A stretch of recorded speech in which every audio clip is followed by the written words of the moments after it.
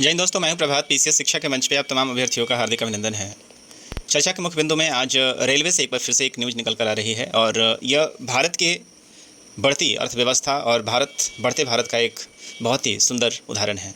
यहाँ पे आप देख सकते हैं, हेडिंग है यहाँ पे, first ever free train arrives in valley marks new era of logistical economic growth. तो इस न्यूज़ के बारे में हम लोग चर्चा करने वाले हैं, जो परीक्षा के दृष्टिकोण से भी काफ़ी इंपॉर्टेंट है। ये पीटी के साथ साथ मेंस के लिए भी काफ़ी इंपॉर्टेंट होने जा रहा है। तो इससे पहले कि सेशन में हम आगे बढ़ें, आप सभी को याद करा दें कि यदि आपने चैनल को सब्सक्राइब नहीं किया है तो चैनल को जरूर सब्सक्राइब कर ले, ताकि इस तरह के इंपॉर्टेंट अपडेट्स आपको लगातार मिलते रहें। आइए चलते हैं सेशन में, देखते हैं क्या है न्यूज़ जिसके बारे में अभी काफ़ी ज़्यादा चर्चा हो रही है। तो अभी जिस समय मैं ये लेक्चर रिकॉर्ड कर रहा हूँ, इसके ठीक पहले एक लेक्चर मैंने रिकॉर्ड किया था, जब मैंने आपको बताया था कि अभी तक का देश का सबसे लंबा जो माल ट्रेन है, जिसको रुद्रास्त्र का नाम दिया गया है, उसे लॉन्च किया गया था और पूरी की पूरी ट्रेन जो है वो 4.5 किलोमीटर लंबी थी। सेम टाइम पे रेलवे की तरफ से एक और इम्पॉर्टेंट खबर आ रही है और यहाँ बताया जा रहा है कि अनंतनाग पहुंची पहली मालगाड़ी अब हाईवे बंद होने से नहीं सड़ेंगे सेब। और जिस डेट का ये लेक्चर है, आप देख रहे हैं कि ये 12 अगस्त का ये न्यूज़पेपर है। दैनिक जागरण ने इसे प्रमुखता से प्रकाशित किया है और इसके अलावा जितने भी इंपॉर्टेंट न्यूज़पेपर हैं, प्रिंट मीडिया हैं, चाहे इलेक्ट्रॉनिक मीडिया हैं, सभी ने इस न्यूज़ को कवर किया है। अब यहाँ पे खास बात यह है कि अभी 2019 आपको याद आ रहा होगा, अगस्त का ही महीना था, वो 7 अगस्त का वो महीना था, जब अगस्त आप देखेंगे कि जम्मू कश्मीर को एक यूटी का दर्जा दिया गया था और उसके बाद आर्टिकल 370 को निरस्त किया गया था और वहाँ पे एक नए एरा की शुरुआत हुई थी। अब चूँकि पूरा का पूरा जो जम्मू कश्मीर है वो अभी तक आप देखें कि आतंकवादियों के गढ़ के रूप में जाना गया है, खासकर जो हमारा साउथ कश्मीर हुआ करता था। आज यहाँ पे तस्वीर बदल रही है और यूटी बनने के बाद आप देख रहे हैं कि ये 6ठा साल चल रहा है, 2025, और यहाँ पे सबसे बड़ी बात है कि यहाँ पे इलेक्शन हो चुका है और यहाँ पे अब एक लोकतांत्रिक व्यवस्था के अनुरूप यहाँ पे सरकार काम कर रही है। और अभी तक जो स्वतंत्रता से जिसका प्रयास किया जा रहा था, यहाँ पे रेलवे को जोड़ने का, कश्मीर तक रेलवे को लाने का, आज वो संपन्न हो चुका है। इससे पहले हम लोगों ने देखा था कि वंदे भारत ट्रेन लगातार यहाँ पे अब कश्मीर तक पहुँच चुकी थी और अब यहाँ की सबसे बड़ी जो समस्या थी ऑल वेदर कनेक्टिविटी को लेकर, यहाँ से चाहे कोई भी लॉजिस्टिक आइटम आना हो या किसी भी लॉजिस्टिक आइटम को जाना हो, उसे लेकर केवल रोड पे ही निर्भर होना पड़ता था। और चूंकि यहाँ पे समय जो आप देखेंगे मौसम हमेशा अनुकूल नहीं रहता था, जिसके कारण भूस्खलन और बहुत सारी घटनाएं ऐसी होती थी, जिसके कारण रोड आप देखेंगे कि महीने महीने भर बंद रहा करता था और इसके कारण लॉजिस्टिक को भारी नुकसान होना पड़ता था। यही कारण है कि आप देखेंगे जो फूड आइटम है वो कश्मीर तक नहीं पहुँच पाता था, या यहाँ के जो आइटम्स हैं वो पूरे देश तक नहीं पहुँच जाता था और इसको लेकर काफ़ी कठिनाइयाँ होती थी। इसी संदर्भ में आप देखेंगे कि इंडियन रेलवे ने इस इतिहास को रच दिया है और अब फ्री ट्रेन जो है वो कहाँ पहुँच चुकी है, अनंतनाग पहुँच चुकी है। इसीलिए आप देखेंगे काफ़ी इंपॉर्टेंट न्यूज़ है। अब आइए समझते हैं न्यूज़ के बारे में। तो कश्मीर को देश से रेल मार्ग के जरिए जोड़ने के बाद अब शनिवार को पहली मालगाड़ी सीमेंट लेकर अनंतनाग रेलवे स्टेशन पहुंची। इसके साथ अनंतनाग कहां पे है, तो ये श्रीनगर में, इसको याद रखिएगा। इसके साथ ही कश्मीर घाटी रेल माल ढुलाई नेटवर्क के साथ भी जुड़ गई है। अभी हाल फिलहाल में आपको याद आ रहा होगा कि जम्मू को रेलवे ने 69th जोन में घोषित किया था और ये उसी के अंदर आएगा। अब जम्मू श्रीनगर राष्ट्रीय राजमार्ग बंद होने पर न तो कश्मीर के सेब रास्ते में ट्रकों से सड़ेगा और न ही घाटी में आवश्यक वस्तुओं की आपूर्ति रुकेगी। किसानों और कारोबारियों को भी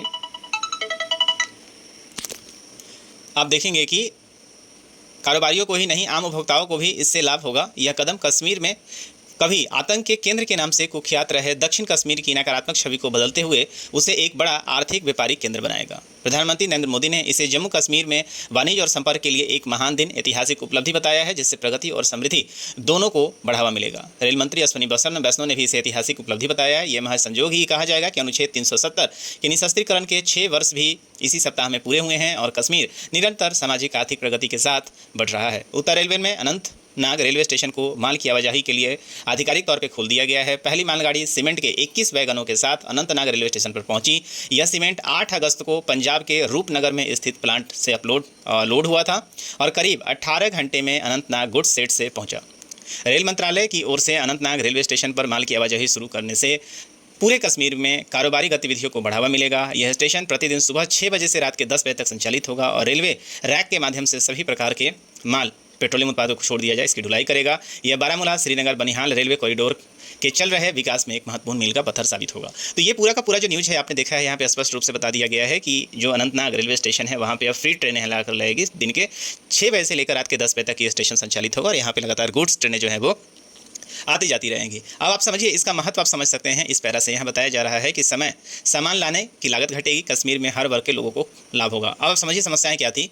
तो कश्मीर चैम्बर ऑफ कॉमर्स के एवं इंडस्ट्री ने के अध्यक्ष जावेद अहमद टेंगा ने कहा है कि हमारे लिए आज का दिन बहुत शुभ है। हमारी एक बड़ी मांग पूरी हुई है। मालगाड़ी की सहूलियत कश्मीर के हर वर्ग को प्रत्यक्ष परोक्ष लाभ पहुंचाएगी, क्योंकि कश्मीर में बाहर के सामान लाने की लागत घटेगी तो सामान का बाजार में बिक्री मूल्य भी कम होगा, जिसका लाभ आम उपभोक्ताओं को भी होगा। कश्मीर में इस लाइन को जरा ध्यान से देखिएगा। कश्मीर में रोजाना करीब 1200 ट्रक राशन एवं अन्य साजो सामान को लेकर आते हैं। आपको पता है कि कश्मीर जो है कृषि बहुल इलाका नहीं है और यहाँ पे दिनचर्या के लिए जो भोजन की आवश्यकता होती है वो बाहर से हिमाचल प्रदेश और उत्तराखंड और नीचे पंजाब जैसे क्षेत्रों से आप देखते हैं कि लगातार ट्रक से जाता है और वह माल अब मालगाड़ी से पहुंचेगा। और आप समझ सकते हैं कि एक दिन में 1200 ट्रक जो है यहाँ ज़रूरत होती है। और ट्रेन जो है वो आप देखेंगे कि जैसे ही इस पूरे ट्रक को रोड के माध्यम से पहुंचाया जाता है तो समय भी ज़्यादा लगता है, इनके सड़ने का डर भी रहता है और सबसे बड़ी बात है काफ़ी महंगा भी पड़ता है। मतलब 20 रुपये का कोई आइटम यदि लागत लेकर चला होगा तो वहाँ पहुँचते पहुँचते ही आइटम 50 रुपये का हो जाता है।